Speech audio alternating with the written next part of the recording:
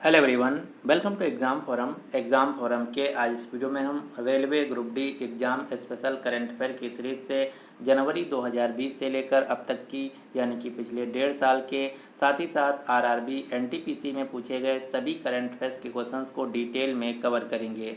इस सीरीज में आपको टोटल 25 वीडियो मिलेंगे। अगर आप इन सभी वीडियोस को अच्छी तरीके से देख लेते हैं तो आपके एग्ज़ाम के 90 to 95% करंट अफेयर्स के क्वेश्चंस तैयार हो जाएंगे। और ये है इस सीरीज का पार्ट नंबर 4। इससे पहले हमारे 3 वीडियो आ चुके हैं। अगर आपने अभी तक उन वीडियोस को नहीं देखा है तो उन सारे वीडियोस की जो लिंक है आपको नीचे डिस्क्रिप्शन बॉक्स में मिल जाएगी, आप जाकर देख सकते हैं। इसके अलावा अगर आप इस सीरीज का कोई भी वीडियो मिस नहीं करना चाहते हैं तो एग्ज़ाम फोरम चैनल को सब्सक्राइब करके आल वाले बटन को प्रेस कर लीजिए ताकि आने वाले सभी वीडियोस की जो नोटिफिकेशन है आप तक पहुंचती रहे। तो चलिए शुरू करते हैं अब आज का वीडियो। पहला क्वेश्चन है, साल 2020 का साहित्य के क्षेत्र का नोबेल पुरस्कार किसे दिया गया? तो वर्ष 2020 का जो साहित्य के क्षेत्र का नोबेल पुरस्कार है ये दिया गया लुईस ग्लुक को, यानी कि इस क्वेश्चन का सही आंसर है ए। आप ये जो फोटो में देख पा रहे हैं ये हैं अमेरिका देश की लेखिका लुईस ग्लुक। इन्हीं को साहित्य के क्षेत्र में वर्ष 2020 का नोबेल पुरस्कार दिया गया था। अब हम 2020 और 21 में जितने भी साहित्य के क्षेत्र में नोबेल पुरस्कार दिए गए हैं सारे पुरस्कार को हम यहाँ पर कवर कर लेते हैं। तो अब आपको एक संस्था का नाम याद रखना है, इसका नाम है के बिरला फाउंडेशन। के बिरला फाउंडेशन के द्वारा टोटल 6 पुरस्कार दिए जाते हैं। कौन कौन से? सरस्वती सम्मान, व्यास सम्मान, बिहारी पुरस्कार, शंकर पुरस्कार, वाचस्पति पुरस्कार तथा घनश्याम दास बिरला पुरस्कार। ये हैं 6 पुरस्कार जो कि साहित्य के क्षेत्र में भारत में के बिरला फाउंडेशन के द्वारा दिया जाता है। वर्ष 2019 का जो व्यास सम्मान है ये दिया गया है नासिरा शर्मा को। वर्ष 2019 का सरस्वती सम्मान दिया गया है वासुदेव मोही को। अभी तक वर्ष 2020 का जो पुरस्कार है नहीं दिया गया है। तो आपके एग्ज़ाम में अगर क्वेश्चन पूछा जाएगा तो वर्ष 2019 से ही पूछा जाएगा। वर्ष 2020 का जो बिहारी पुरस्कार है ये दिया गया है मोहन कृष्णा बोहरा को। भारत में साहित्य के क्षेत्र में दिया जाने वाला सर्वोच्च पुरस्कार है ज्ञानपीठ पुरस्कार। भारत में साहित्य के क्षेत्र में दिया जाने वाला सबसे बड़ा पुरस्कार है ज्ञानपीठ पुरस्कार, जो कि ज्ञानपीठ पुरस्कार है हमारे संविधान की 8वीं अनुसूची में बताई गई 22 भाषाओं में से किसी भी भाषा में दिया जाता है। जो ज्ञानपीठ पुरस्कार है इसमें 11 लाख रुपए की नगद धनराशि भी दी जाती है। और सबसे पहला जो ज्ञानपीठ पुरस्कार था ये 1965 में मलयालम भाषा के कवि जी शंकर कुरुप को दिया गया था। तो आपको याद रखना है पहला ज्ञानपीठ पुरस्कार 1965 में मलयालम भाषा के कवि जी शंकर कुरुप को दिया गया था। और लेटेस्ट यानी कि हाल ही में 2019 का जो ज्ञानपीठ पुरस्कार है ये मलयालम भाषा के ही कवि ऐक्तम अच्युतन नंबूदरी को दिया गया है। और 2020 का जो पुरस्कार है अभी डिक्लेयर नहीं किया गया। इसी प्रकार से उत्तर प्रदेश सरकार के द्वारा साहित्य के क्षेत्र में दिया जाने वाला सबसे बड़ा पुरस्कार है भारत भारती सम्मान। भारत भारती सम्मान जो कि उत्तर प्रदेश सरकार के द्वारा दिया जाने वाला साहित्य के क्षेत्र में सबसे बड़ा पुरस्कार है, जो कि वर्ष 2019 का दिया गया है साहित्यकार डॉक्टर सूर्यबाला को। और अभी तक यह जो पुरस्कार है 2020 का डिक्लेयर नहीं किया गया है। तो अगर आपके एग्ज़ाम में क्वेश्चन पूछा जाएगा तो वर्ष 2000 का ही वर्ष 2019 के बारे में ही पूछा जाएगा। इसी प्रकार से मैन बुकर इंटरनेशनल प्राइज़ 2020 दिया गया है मरीके लुकास रेजनवेल्ट को, जो कि नीदरलैंड देश की लेखिका हैं। इनको ये पुरस्कार the discomfort of evening novel के लिए दिया गया है। लेकिन यहीं पर अगर आपसे क्वेश्चन पूछा जाए कि मैन बुकर प्राइज़ 2020 किसे दिया गया है, तो मैन बुकर प्राइज़ 2020 दिया गया है डगलस स्टुअर्ट को, इनके आत्मकथा सगी बेन के लिए। तो दोनों पुरस्कार अलग अलग हैं। मैन बुकर इंटरनेशनल प्राइज तथा मैन बुकर प्राइज। और 2020 का जो साहित्य के क्षेत्र में नोबेल पुरस्कार है ये दिया गया है लुईस ग्लुक को। तो यहाँ पर मैंने जितने भी साहित्य के क्षेत्र से आपके एग्जाम में क्वेश्चन पूछे जा सकते हैं सारे क्वेश्चंस को कवर कर लिया है। क्वेश्चन नंबर 2 है, हर साल भारतीय वायुसेना दिवस कब मनाया जाता है? तो हर साल भारतीय वायुसेना दिवस मनाया जाता है 8 अक्टूबर को, यानी कि इस क्वेश्चन का सही आंसर है बी। भारतीय थल सेना दिवस 15 जनवरी को, भारतीय वायुसेना दिवस 8 अक्टूबर को तथा भारतीय नौसेना दिवस 4 दिसंबर को मनाया जाता है। वर्तमान में भारतीय नौसेना यानी कि जल सेना अध्यक्ष हैं एडमिरल करमबीर सिंह, वायुसेना अध्यक्ष हैं एयर मार्शल राकेश कुमार सिंह भदौरिया, थल सेना अध्यक्ष हैं जनरल मनोज मुकुंद नरवाने, रक्षा प्रमुख यानी कि chief of defence staff CDS हैं जनरल बिपिन रावत, वर्तमान में भारत के रक्षा मंत्री हैं राजनाथ सिंह। अगला क्वेश्चन है, किस देश ने हाइपरसोनिक क्रूज मिसाइल जिरकान का सफलतापूर्वक परीक्षण किया है? तो हाइपरसोनिक क्रूज मिसाइल जिरकान का सफलतापूर्वक परीक्षण किया गया रूस देश के द्वारा, यानी कि इस क्वेश्चन का सही आंसर है ए। रूस देश के वर्तमान में राष्ट्रपति हैं व्लादिमीर पुतिन, रूस देश की राजधानी है मास्को, रूस देश की मुद्रा है रूबल। और जो रूस देश की राजधानी है मास्को, यहीं पर एक जगह है जिसका नाम है रेड स्क्वायर। जिस प्रकार से अपने यहाँ चौराहा होता है उसी प्रकार से मास्को शहर में एक जगह है जिसका नाम है रेड स्क्वायर। रेड स्क्वायर आपके एग्जाम में भी पूछा गया था एनटीपीसी में। क्वेश्चन यहाँ से पूछा गया था कि जो रूस के राष्ट्रपति का ऑफिशियल रेजिडेंसी है यानी कि जो सरकारी निवास है उसका नाम क्या है? तो रूस देश के जो राष्ट्रपति होते हैं उनके सरकारी निवास का नाम होता है रेड स्क्वायर। इसी प्रकार से अमेरिका देश के राष्ट्रपति का ऑफिशियल रेजिडेंसी है व्हाइट हाउस।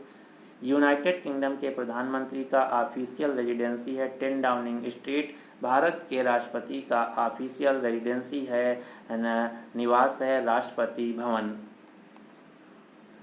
अगला क्वेश्चन है, उड़िया भाषा का प्रसिद्ध सरला पुरस्कार किसे दिया गया है? तो उड़िया भाषा का जो प्रसिद्ध सरला पुरस्कार 2020 है ये दिया गया है नित्यानंद नायक को। आप ये जो फोटो में देख पा रहे हैं ये है नित्यानंद नायक, इन्हीं को उड़िया भाषा का प्रसिद्ध पुरस्कार सरला पुरस्कार इनकी कविता सेतु बेलुक नाहिबा के लिए दिया गया है। उड़ीसा राज्य की राजधानी है भुवनेश्वर, उड़ीसा राज्य के राज्यपाल हैं गणेशी लाल, उड़ीसा राज्य के मुख्यमंत्री हैं नवीन पटनायक। नवीन पटनायक को पेटा इंडिया संस्था के द्वारा हीरो टू एनिमल अवार्ड 2020 से सम्मानित किया गया था। अब आपको उड़ीसा राज्य से 2 मंदिरों के नाम याद रखने। ये मंदिर कौन कौन से हैं? पहला है कोणार्क का सूर्य मंदिर जिसे हम ब्लैक पगोड़ा के नाम से भी जानते हैं। यहाँ से क्वेश्चन पूछा गया था आरआरबी एनटीपीसी में। क्वेश्चन क्या पूछा गया था? क्वेश्चन पूछा गया था कि कोणार्क का जो सूर्य मंदिर है इसको किसके द्वारा बनवाया गया था? तो कोणार्क का जो सूर्य मंदिर है इसको 13वीं शताब्दी में गंग वंश के राजा नरसिम्हदेव प्रथम के द्वारा बनवाया गया था। जो कोणार्क का सूर्य मंदिर है इसको यूनेस्को के द्वारा विश्व धरोहर स्थल में भी शामिल किया गया है। उड़ीसा का दूसरा प्रसिद्ध मंदिर है जगन्नाथ का पुरी मंदिर, जो कि भगवान जगन्नाथ यानी कि श्री कृष्ण को समर्पित मंदिर है। उड़ीसा राज्य में ही चिल्का झील है जो कि भारत में खारे पानी की सबसे बड़ी झील है।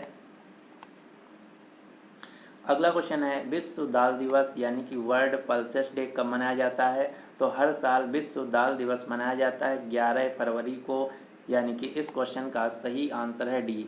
दलहन सम्मेलन 2020 का आयोजन किया गया था लोनावला महाराष्ट्र। दलहन सम्मेलन यानी कि दाल सम्मेलन 2020 का आयोजन किया गया था महाराष्ट्र के लोनावला शहर में। भारत में दाल के लिए एक अनुसंधान संस्थान भी है जिसका नाम है भारतीय दलहन अनुसंधान संस्थान, Indian institute of pulses research institute, जिसका जो कि स्थित है उत्तर प्रदेश के कानपुर शहर में। कानपुर शहर जो कि गंगा नदी के किनारे स्थित है। कानपुर शहर को leather city of the world, Manchester of the northern India के नाम से भी जाना जाता है। और कानपुर शहर में ही भारत का पहला मेगा लेदर पार्क स्थापित किया जाएगा। कानपुर शहर में भारत का पहला मेगा लेदर पार्क स्थापित किया जाएगा। अगला क्वेश्चन है जो कि स्टैटिक जीके से है। कौन सा भारतीय राज्य दालों के उत्पादन में अग्रणी राज्य है? तो भारत में दालों के उत्पादन में नंबर 1 राज्य है मध्य प्रदेश। अगला क्वेश्चन है दलहनी पौधों की जड़ों में कौन सा जीवाणु निवास करता है? ये भी क्वेश्चन आरआरबी एनटीपीसी में पूछा जा चुका है। तो दलहनी पौधों की जड़ों में राइजोबियम नाम का जीवाणु पाया जाता है जो कि नाइट्रोजन फिक्सेशन का काम करता है। तो अब हम कुछ क्वेश्चन देख लेते हैं जो कि कृषि से संबंधित हैं, क्योंकि पिछले 1 साल नहीं कह सकते 8 महीने से भारत में कृषि जो है बहुत ज़्यादा चर्चा में है कृषि कानूनों को लेकर। तो यहाँ से क्वेश्चन पूछे जाने के सबसे ज़्यादा चांस हैं। वर्तमान में भारत के कृषि मंत्री हैं नरेंद्र सिंह तोमर। अगला क्वेश्चन जो कि बहुत ही महत्वपूर्ण क्वेश्चन है, ये क्वेश्चन आपके एग्जाम में पूछा जा सकता है, क्योंकि आप सभी को पता होगा पिछले 8 महीने से लेकर कृषि कानूनों के लिए भारत में अगर कोई शब्द सबसे ज़्यादा चर्चा में है, न्यूज़ में है, तो वह शब्द है एमएसपी, मिनिमम सपोर्ट प्राइस, कृषि उपज के समर्थन मूल्य। यहाँ पर क्वेश्चन पूछा जा रहा है जो कृषि उपज का समर्थन मूल्य है एमएसपी है, ये किस संस्था के द्वारा निर्धारित किया जाता है? तो जो एमएसपी है वर्तमान में भारत सरकार के द्वारा 23 फसलों पर एमएसपी दिया जाता है, जो कि commission for agriculture cost and price यानी कि कृषि लागत और मूल्य आयोग के द्वारा निर्धारित किया जाता है। अगला क्वेश्चन है विश्व में हरित क्रांति का पिता किसे कहा जाता है? तो वर्ल्ड में, पूरी दुनिया में हरित क्रांति ग्रीन रिवॉल्यूशन का फादर कहा जाता है अमेरिका देश के वैज्ञानिक नॉर्मन बोरलॉग को। अगर बात की जाए भारत की, तो भारत में हरित क्रांति का जनक कहा जाता है डॉक्टर एमएस स्वामीनाथन को। अगला क्वेश्चन है हरित क्रांति के दौरान किस खाद्यान्न के उत्पादन में सबसे अधिक वृद्धि हुई? ये भी क्वेश्चन एनटीपीसी में पूछा गया था। तो इसमें सही आंसर है गेहूं का। अगला क्वेश्चन है केंद्रीय चावल अनुसंधान केंद्र कहाँ स्थित है? केंद्रीय चावल अनुसंधान केंद्र स्थित है उड़ीसा के कटक शहर में। अब मैं जो क्वेश्चन बताने जा रहा हूँ बहुत ही महत्वपूर्ण क्वेश्चन है, आपको याद रखना है। पहला क्वेश्चन है खाद्य और कृषि संगठन वर्ल्ड एंड एग्रीकल्चर ऑर्गेनाइजेशन का मुख्यालय कहाँ है? तो इसका मुख्यालय है इटली के शहर रोम में। और वर्तमान में खाद्य एवं कृषि संगठन के प्रमुख हैं, हेड हैं क्यू डोंगियो, और इसकी स्थापना होती है 1945 में।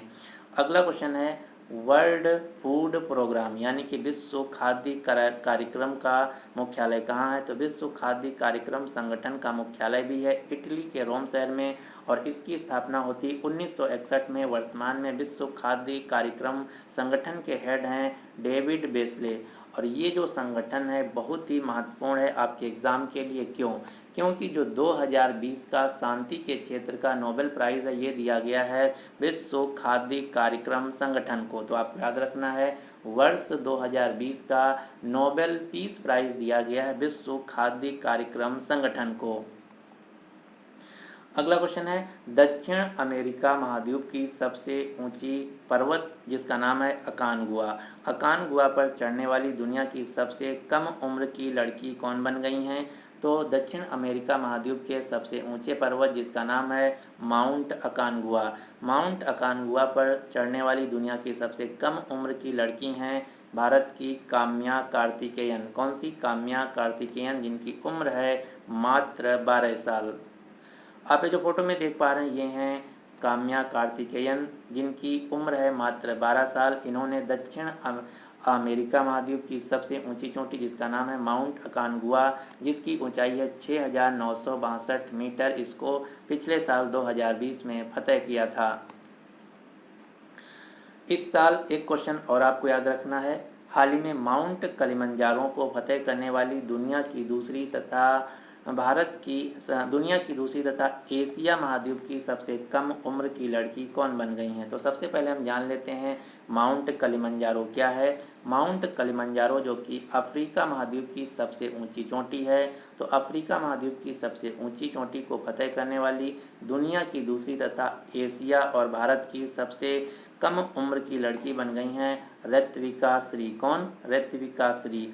और अगर बात किया जाए दुनिया की सबसे कम उम्र की लड़की कौन है, तो दुनिया की सबसे कम उम्र की लड़की थी मोन्टाना। ये क्वेश्चन इंपॉर्टेंट नहीं है, आपको बस भारत के दृष्टि से आपको याद रखना है माउंट किलिमंजारो पर दुनिया की दूसरी तथा एशिया और भारत की सबसे कम उम्र की चढ़ाई करने वाली लड़की हैं ऋत्विका श्री, जो कि आंध्र प्रदेश राज्य से हैं।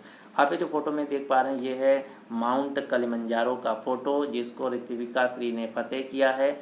आप ये जो फोटो में देख पा रहे हैं, ये हैं 9 वर्ष की बच्ची ऋत्विका श्री, जो कि कक्षा 2 में पढ़ती है। ये आंध्र प्रदेश के अनंतपुर जिले से है। तो अब हम इसी बात पर दुनिया के जो 7 महाद्वीप हैं, 7 महाद्वीपों में स्थित जो सबसे ऊंची चोटी हैं, उनके बारे में डिस्कस कर लेते हैं। 7 समिट ऑफ द वर्ल्ड। ये क्वेश्चन, यहाँ से क्वेश्चन 3 प्रकार के क्वेश्चन पूछे जाते हैं। पहला क्वेश्चन पूछा जाता है कि दक्षिण अमेरिका या उत्तरी अमेरिका, एशिया या दुनिया की सबसे ऊंची चोटी कौन सी है। या फिर क्वेश्चन पूछा जाता है कि दक्षिण अमेरिका की सबसे ऊंची चोटी अकानगुआ किस देश में स्थित है। तो इस प्रकार से यहाँ से क्वेश्चन पूछे जाते हैं। तो चलिए एक एक करके देख लेते हैं। एशिया महाद्वीप तथा दुनिया की सबसे ऊंची चोटी है माउंट एवरेस्ट। माउंट एवरेस्ट जो कि दुनिया की तथा एशिया की सबसे ऊंची चोटी है। माउंट एवरेस्ट की ऊंचाई है 8,848 मीटर, जो कि गलत है। अब 2021 में जो नया डेटा आया है, उसके मुताबिक माउंट एवरेस्ट की ऊंचाई जो है 8,848.86 मीटर है। इस साल 2021 में जो नया डेटा आया है, उसके मुताबिक माउंट एवरेस्ट की जो ऊंचाई है 0.86 मीटर बढ़ गई है। जो माउंट एवरेस्ट है, ये नेपाल देश में स्थित है। दक्षिण अमेरिका महाद्वीप की सबसे ऊंची चोटी अकानगुआ, जो कि अर्जेंटीना देश में स्थित है। उत्तरी अमेरिका देश की सबसे ऊंची चोटी है देनाली, जिसे माउंट मैकानली के नाम से भी जाना जाता है, जो कि अमेरिका देश में स्थित है। अफ्रीका महाद्वीप की सबसे ऊंची चोटी है किलिमंजारो, जो कि तंजानिया देश में स्थित है। यूरोप महाद्वीप की सबसे ऊंची चोटी है माउंट एल्ब्रस। अंटार्कटिका की सबसे ऊंची चोटी है विंसन पर्वत तथा ऑस्ट्रेलिया महाद्वीप की सबसे ऊंची चोटी है कोजासिको पर्वत। तो ये 7 महाद्वीप में स्थित जो सबसे ऊंची चोटी हैं, इनका नाम आपको याद रखना है। अगला क्वेश्चन है, चर्चा में रहे ऑस्कर अवार्ड 2020 का संबंध किस क्षेत्र से है। तो जो ऑस्कर अवार्ड हैं, दुनिया के सबसे प्रतिष्ठित फिल्म पुरस्कार हैं, जो कि अमेरिका देश में दिए जाते हैं, यानी कि इनका संबंध है फिल्म जगत से। अगर आपके एग्ज़ाम में ऑस्कर अवार्ड से क्वेश्चन पूछा जाता है तो 2020 के पूछे जाएंगे, इसीलिए मैंने यहाँ पर 2020 के बारे में डिस्कशन किया है। तो यहाँ से आपको 4 क्वेश्चन याद रखने हैं। कौन कौन से। बेस्ट फिल्म का ऑस्कर पुरस्कार दिया गया था पैरासाइट फिल्म को, जो कि दक्षिण कोरिया देश की एक फिल्म है। बेस्ट एक्टर का अवार्ड दिया गया था जोआकिन फिनिक्स को। बेस्ट एक्ट्रेस का अवार्ड दिया गया था रेने जेलवेजर को। यही 4 क्वेश्चन आपको यहाँ से याद रखने हैं। ये कौन से पुरस्कार हैं। ये हैं ऑस्कर पुरस्कार, जिन्हें हम अकेडमी अवार्ड के नाम से भी जाने जाते हैं, जो कि अमेरिका देश में दिए जाते हैं फिल्म के क्षेत्र में। अगला क्वेश्चन है, किस राज्य सरकार ने स्कूल कॉलेज छात्रों के लिए इंटर्नशिप योजना शुरू किया है। तो हाल ही में 2020 में उत्तर प्रदेश सरकार ने स्कूल कॉलेज छात्रों के लिए इंटर्नशिप योजना शुरू की थी, यानी कि इस क्वेश्चन का सही आंसर है बी। तो अब हम चलिए देख लेते हैं उत्तर प्रदेश की सारी योजनाएं जो कि आपके एग्ज़ाम में पूछी जा सकती हैं। अगर आप किसी भी उत्तर प्रदेश राज्य के एग्ज़ाम की तैयारी कर रहे हैं तो ये आपको सारी योजनाएं रटी होनी चाहिए। साथ ही साथ अगर आप ग्रुप डी के एग्ज़ाम की तैयारी कर रहे हैं फिर भी आपको ये योजनाएं पता होनी चाहिए। जैसे, क्योंकि उत्तर प्रदेश एक ऐसा राज्य है जो कि योगी आदित्यनाथ को लेकर अक्सर चर्चा में रहता है, तो इसलिए इन सारी योजनाओं के एग्ज़ाम में पूछे जाने के सबसे ज़्यादा चांस हैं। एक एक करके देख लेते हैं। ये हैं सारी उत्तर प्रदेश राज्य की योजनाएं। मुख्यमंत्री कृषक दुर्घटना कल्याण योजना, मुख्यमंत्री पर्यटन संवर्धन योजना, अर्जुन सहायक सिंचाई परियोजना, भाग्य लक्ष्मी योजना, अभ्युदय योजना जो कि निःशुल्क कोचिंग योजना है, मिशन शक्ति, हाथ धोना रोके कोरोना कैंपेन, मेजर ध्यानचंद विजय पथ योजना, नवीन रोजगार छतरी योजना, मुख्यमंत्री कृषक दुर्घटना कल्याण योजना, मुख्यमंत्री पर्यटन संवर्धन योजना, कन्या सुमंगला योजना। और जनवरी में शायद राजस्थान या बिहार का कोई एग्ज़ाम हुआ था, उसमें क्वेश्चन पूछा गया था कि जो मिशन शक्ति है ये किस राज्य के द्वारा शुरू किया गया है। तो जो मिशन शक्ति है जिसका उद्देश्य है महिलाओं की सुरक्षा तथा उनके सशक्तिकरण करना, ये मिशन शक्ति उत्तर प्रदेश सरकार के द्वारा शुरू किया गया है। उत्तर प्रदेश राज्य के मुख्यमंत्री हैं बाबा योगी आदित्यनाथ। उत्तर प्रदेश राज्य की राज्यपाल हैं आनंदीबेन पटेल, जो कि मध्य प्रदेश राज्य की भी राज्यपाल हैं। उत्तर प्रदेश राज्य की राजधानी है लखनऊ, जो कि गोमती नदी के किनारे स्थित है। अब आपको लखनऊ से 3 क्वेश्चन याद रखना है, जो कि आपके एग्जाम में पूछे जा सकते हैं, और इनमें से एक क्वेश्चन ऑलरेडी आपके एग्जाम में पूछा जा चुका है। पहला क्वेश्चन है, 23वां राष्ट्रीय युवा महोत्सव 2020 का आयोजन होता है लखनऊ शहर में। डिफेंस एक्सपो 2020 का आयोजन हुआ था लखनऊ शहर में। 7वें राष्ट्रमंडल संसदीय संघ यानी कि कॉमनवेल्थ पार्लियामेंट्री एसोसिएशन सम्मेलन 2020 का आयोजन हुआ था लखनऊ शहर में। इसमें से सबसे इम्पोर्टेंट क्वेश्चन है डिफेंस एक्सपो 2020। तो आपको याद रखना है, डिफेंस एक्सपो 2020 का आयोजन हुआ था उत्तर प्रदेश की राजधानी लखनऊ में। CAA को लागू करने वाला भारत का पहला राज्य है उत्तर प्रदेश। भारत का पहला केंद्रीय पुलिस विश्वविद्यालय खोला जाएगा उत्तर प्रदेश के ग्रेटर नोएडा शहर में। देश का पहला किन्नर विश्वविद्यालय यानी कि ट्रांसजेंडर लोगों के लिए विश्वविद्यालय खोला जाएगा उत्तर प्रदेश के कुशीनगर जिले में। अगला क्वेश्चन है, किस राज्य ने कावेरी डेल्टा को सुरक्षित कृषि क्षेत्र घोषित किया है? तो हाल ही में कावेरी डेल्टा को सुरक्षित कृषि क्षेत्र घोषित किया गया तमिलनाडु राज्य के द्वारा, यानी कि इस क्वेश्चन का सही आंसर है B, agriculture protection zone. Agriculture protection zone यानी कि सुरक्षित कृषि क्षेत्र का मतलब क्या, ये भी हम जान लेते हैं। अगर किसी भी क्षेत्र को कृषि सुरक्षित क्षेत्र घोषित कर दिया जाता है तो वहाँ पर कोई भी प्रोजेक्ट नहीं लग सकता, कोई भी कमर्शियल एक्टिविटी नहीं हो सकती, कोई कंपनी खरीद नहीं सकती है, या फिर कोई वहाँ पर कारखाना नहीं लग सकता। यही है कृषि सुरक्षित क्षेत्र, जो कि कावेरी डेल्टा क्षेत्र घोषित किया गया है तमिलनाडु राज्य के द्वारा। तमिलनाडु राज्य के राज्यपाल हैं बनवारी लाल पुरोहित। तमिलनाडु राज्य के मुख्यमंत्री के पलानीस्वामी।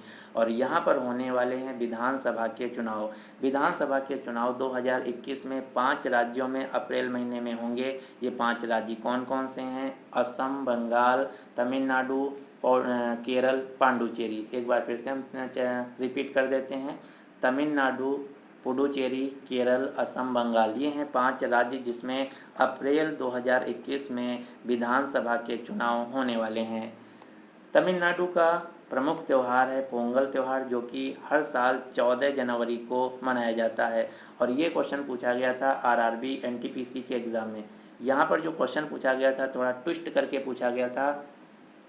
क्वेश्चन पूछा गया था जो पोंगल त्यौहार है ये किस तारीख को मनाया जाता है। आप अगर RRB NTPC की लगातार एनालिसिस देख रहे हैं या फिर आप एग्ज़ाम दिए हैं तो ये क्वेश्चन आपको डेफिनेटली पता होगा। क्वेश्चन पूछा गया था कि पोंगल त्यौहार किस तारीख को मनाया जाता है। वैसे तो आप सभी को पता होगा कि जो पोंगल त्यौहार है तमिलनाडु राज्य में मनाया जाता है, लेकिन NTPC में क्वेश्चन पूछा गया था कि पोंगल त्यौहार किस डेट को मनाया जाता है। तो जो पोंगल त्यौहार है ये हर साल मकर संक्रांति को मनाया जाता है, और मकर संक्रांति होती है 14 जनवरी को। ये क्वेश्चन NTPC में पूछा गया था। तो आपको याद रखना है, पोंगल त्यौहार जो कि तमिलनाडु राज्य का प्रसिद्ध त्यौहार है, ये हर साल मकर संक्रांति यानी कि 14 जनवरी को मनाया जाता है। तमिलनाडु राज्य का क्लासिकल डांस है भारतनाट्यम। अगला क्वेश्चन है, केंद्रीय सत्कर्ता आयुक्त के रूप में किसने शपथ ली है?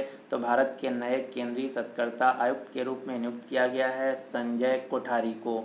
आप ये जो फोटो में देख पा रहे हैं ये हैं केंद्रीय सतर्कता आयुक्त यानी कि central vigilance commissioner Sanjay Kothari. Central जो विजिलेंस कमिश्नर होता है इसका कार्य क्या होता है? भारत सरकार के सभी अधिकारियों तथा कर्मचारियों से संबंधित भ्रष्टाचार नियंत्रण की एक सर्वोच्च संस्था है, जिसका मुख्यालय नई दिल्ली में, इसकी स्थापना होती है 1964 में। क्वेश्चन नंबर 12 है, मेडिसिन मेकर पावर लिस्ट 2020 में शीर्ष 20 वैश्विक नेताओं में से किस भारतीय को शामिल किया गया है? कहने का मतलब है दुनिया के जो टॉप दवा निर्माता कंपनियों के मालिक हैं उनकी एक लिस्ट जारी की गई है। उस लिस्ट में टॉप 20 नेताओं में भारत के दवा निर्माता शामिल हैं, जिनका नाम है किरण मजूमदार शाह। आप ये जो फोटो में देख पा रहे हैं ये हैं किरण मजूमदार शाह, जिनकी कंपनी का नाम है बायोकॉन कंपनी। बायोकॉन कंपनी, जो कि भारत की सबसे बड़ी बायो फार्मास्यूटिकल कंपनी है, जिसका मुख्यालय है बेंगलोर, कर्नाटक। और जो किरण मजूमदार शाह हैं, इनको ऑर्डर ऑफ ऑस्ट्रेलिया पुरस्कार 2020 से भी सम्मानित किया गया था। क्वेश्चन नंबर 13 है, किस देश में नाबालिगों द्वारा किए गए अपराधों के लिए मौत की सज़ा को समाप्त कर दिया गया है? तो वर्ष 2020 में नाबालिगों यानी कि जो माइनर हैं, उनके द्वारा किए गए अपराधों के लिए जो मौत की सज़ा थी, इसको समाप्त कर दिया गया है सऊदी अरब देश के द्वारा।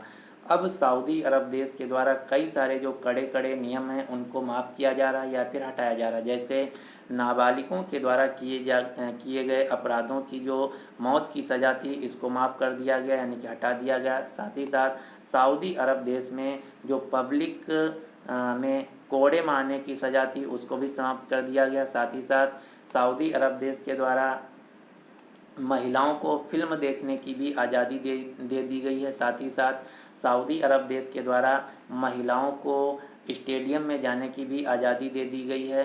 साथ ही साथ सऊदी अरब देश में सिनेमा घर को खोलने की भी अनुमति दे दी गई है। इसके अलावा जो इस समय सबसे ज़्यादा लेटेस्ट है और सबसे ज़्यादा पूरी दुनिया में जो न्यूज़ में रहा न्यूज़ ये है, सऊदी अरब देश ने हाल ही में महिलाओं को गाड़ी चलाने का अधिकार दे दिया है। क्योंकि सऊदी अरब देश में नियम था कि कोई भी महिला किसी भी प्रकार की गाड़ी व्हीकल नहीं चला सकती, चाहे टू व्हीलर हो या फिर फोर व्हीलर हो। तो ये जो नियम था कि सऊदी अरब में कोई भी महिला गाड़ी नहीं चला सकती है, तो ये नियम हटा दिया है, प्रतिबंध हटा दिया है। ये क्वेश्चन सबसे महत्वपूर्ण है, आपको याद रखना है। सऊदी अरब ने महिलाओं के गाड़ी चलाने पर जो प्रतिबंध था, इसको हटा दिया है। सऊदी अरब देश की राजधानी है रियाद, यहाँ की मुद्रा है सऊदी रियाल। सऊदी अरब देश के क्राउन प्रिंस यानी कि क्राउन प्रिंस हैं मोहम्मद बिन सलमान। अब आपको सऊदी अरब से एक स्थान का नाम याद रखना, जिसका नाम है मक्का और मदीना। मक्का मदीना जो कि इस्लाम धर्म में एक पवित्र तीर्थ स्थल हैं, क्योंकि यहीं पर इस्लाम धर्म के जो प्रवर्तक थे, फाउंडर थे, मोहम्मद साहब का जन्म हुआ था। पैगंबर मोहम्मद साहब का जन्म हुआ था मक्का में, इसीलिए इस्लाम धर्म में जो सबसे पवित्र तीर्थ स्थल है वो है मक्का और मदीना। 2020 G20 सम्मेलन का आयोजन किया गया सऊदी अरब के द्वारा। ये पहले रियाद में होना था, लेकिन कोरोना वायरस के कारण इसको वर्चुअली आयोजित किया गया। क्वेश्चन नंबर 14 है, Laureus sporting moment of the year का खिताब किसने जीत लिया है? तो वर्ष 2020 में Laureus sporting moment of the year का खिताब जीता है सचिन तेंदुलकर ने। और Laureus sporting moment of the year का खिताब जीतने वाले भारत के पहले खिलाड़ी बन गए हैं सचिन तेंदुलकर। ये इनको क्यों दिया गया?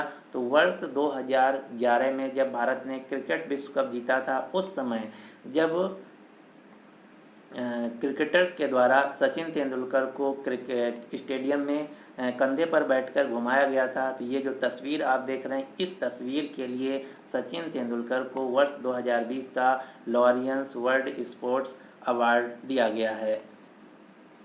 अगला क्वेश्चन है, अटल किसान मजदूर कैंटीन योजना किस राज्य के द्वारा लॉन्च की गई है? तो अटल किसान मजदूर कैंटीन योजना हरियाणा सरकार के द्वारा शुरू की गई है, जिसका उद्देश्य है गरीब लोगों को सस्ते दामों में भोजन की थाली मुहैया कराना। अब यहाँ से 5 योजनाओं के नाम याद रखने हैं। ये 5 योजनाएं कौन कौन सी हैं जिनका उद्देश्य सेम है, एक ही उद्देश्य है कि गरीब लोगों को सस्ते दामों में भोजन उपलब्ध कराना।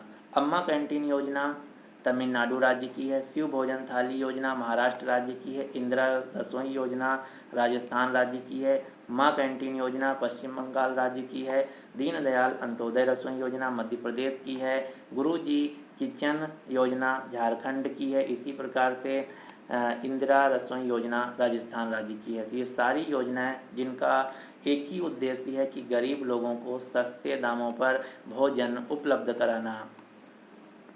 तो ये था हमारा करंट अफेयर्स का वीडियो नंबर 4।